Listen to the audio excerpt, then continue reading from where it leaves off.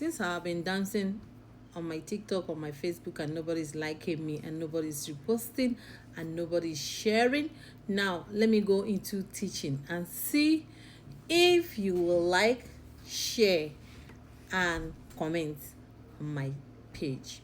Now, today we're gonna look at alcohol, um, how we can cut down on the way we drink alcohol. Yes, we have so many ways. We have so many reasons why we drink alcohol. Some people drink it just because they want to um, sleep. Some people use it as sleeping therapy. Why some drink alcohol? Probably because they are passing through a lot. It could be stress.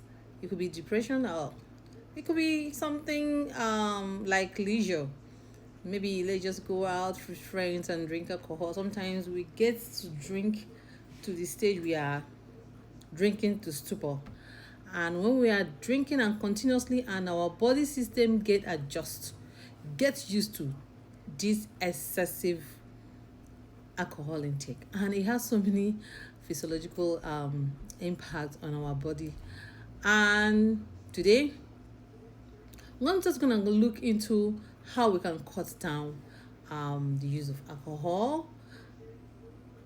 It's not really easy to stop drastically on intake of alcohol, but just sometimes the way we can see if we can cut down how many ounces of alcohol we take in a day. So, in the first place, you have to set a clear goals. What do I mean by setting a clear goals? You say, okay, if I used to drink like 6 bottles in a week or 7 bottles in a week, you can start by cutting down, like taking 5, 4.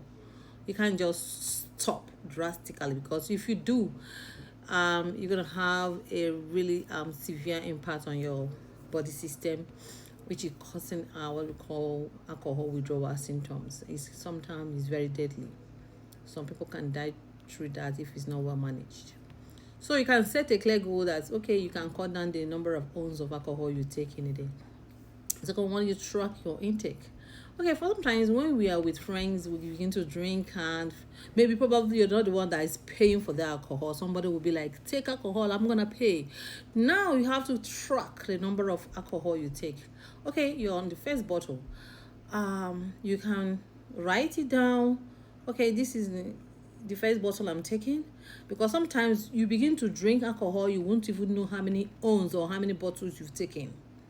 So when you track your intake, it will help you to, like, okay, I wouldn't know that I'm taking more than 6 bottles or 4 bottles per drink. So when you track your intake, it will help you to, like, okay, I know I'm taking excess, let me just cut down, go like 4 beyond 6. Then the third one we're gonna look into is when you measure your drink. Yeah, measure your drink. Sometimes you drink. Some people can be fast drinkers. So when you measure your drink, okay, I'm gonna drink 1 bottle. That 1 bottle, I have to measure it in a cup, and in between each cup, I'm gonna take water. So when you're drinking and you're taking water, it will reduce the intake of alcohol you take per drink. So how do you measure it? Ounce. 1 ounce is 30 mils. We'll say ounce is 1 ounce is 30 mils, and 1.5 ounce is like 45 mils. Okay, you say, okay, in this drink, I'm gonna take only 1.5 ounce, which is 45 mils. Anything outside that, I'm not gonna take. Then